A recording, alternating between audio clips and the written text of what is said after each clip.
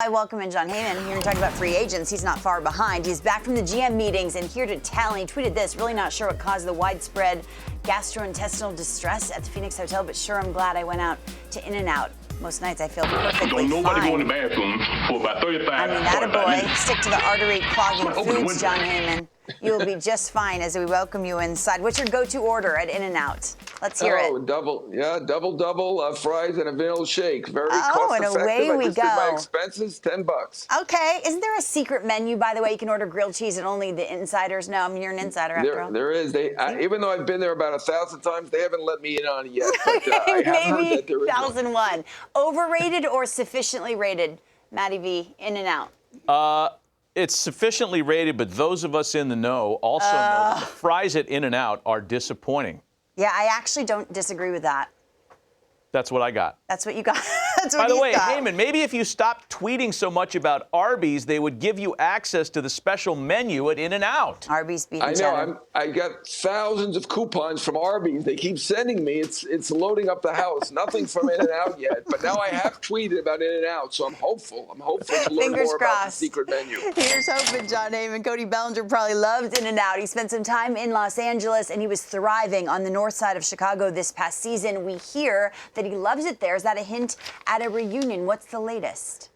Well, certainly he did love it in Chicago, and they loved him. They made a great signing last year for $17 million. Kind of an afterthought on the market for an MVP at age 27. Well, now he's only 28 still. 26 homers, 307 batting average.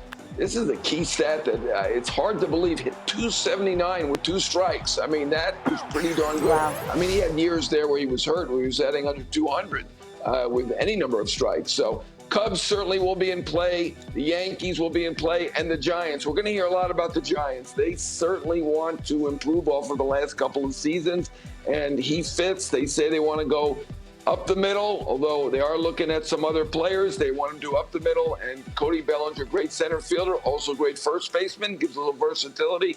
Cubs, Yankees, Giants. If it's somebody else, it'll be a surprise. This market is a little more defined than some of the others. He is the top position player out there, not counting Ohtani. As a position player, he's a hitter and a pitcher, not a position player. Every free agent I say, you mentioned the Giants, so it's interesting, something to watch for this offseason. I mean, in terms of position players, it's Cody Bellinger, you said it, but it's also Matt Chapman. Do the Jays want him back? You gave me 3 teams for Cody. What about the 4-time Gold Glove Award winner in Matt Chapman? Yeah, I'm going to give you the Giants again, even though they are saying up the middle is their key plus pitching. They did talk to Matt Chapman already. They are interested. Let's not forget, Bob Melvin has a big connection to Matt Chapman from the days with the Oakland A's. He did perform exceedingly well as an Oakland A. Really great defensively with Toronto. Really good in April. Hurt his finger, kind of nagging all year. Certainly affected his stats. He did only bat .240 last year, about 200 after April. Did have 39 doubles, still an OPS plus over 100. Very, very popular guy, a quiet leader, and a terrific defensive third baseman. In this market where there aren't a lot of hitters, certainly aren't a lot of third basemen. Candelario is also out there with Merrifield, but Chapman clearly at the top of the third base market there. So Toronto does want him back, and we do know that in spring training they offered something well over $100 million. So I've seen these reports. He's going to sign for $60 million, $80 million. That's not happening. He's already turned down $100 million. So I would look at the Jays and the Giants first, but there will be others in there. Every time we talk about successful Oakland A's and their time in Oakland, Matt's face, it just changes. 30 years old, came out so strong at the beginning of this season. The Aaron Nola and Philly situation is fascinating. You talked about offers in spring training, and we talked about this in March, that the Phillies and Aaron Nola were, what, $100 million? Is that right, $100 million? But that was spring, and this is now. Where do we stand now? Yeah, well, hopefully they're a little closer than that. Obviously, both sides are going to have to do a lot of compromising to close a $100 million gap. The Phillies were just over $100 million. I think Nola was looking at about $200 million then. You really can't blame him. I mean, look, Strasburg got $245 million. I'm with Ron. Nola is so dependable. And the 200 strikeouts, despite not being a hard thrower, was very good in the postseason. Had 3 excellent starts out of 4. He's going to do great in this market. Obviously, we talked about all those teams looking for multiple starters earlier. I'm going to look at Cardinals here, Red Sox, certainly the Dodgers for every pitcher. John Morosi had mentioned the Braves. I'll throw them in there. But there are 8 teams looking at multiple starters, and this is the top of the rotation guy who strikes out 200.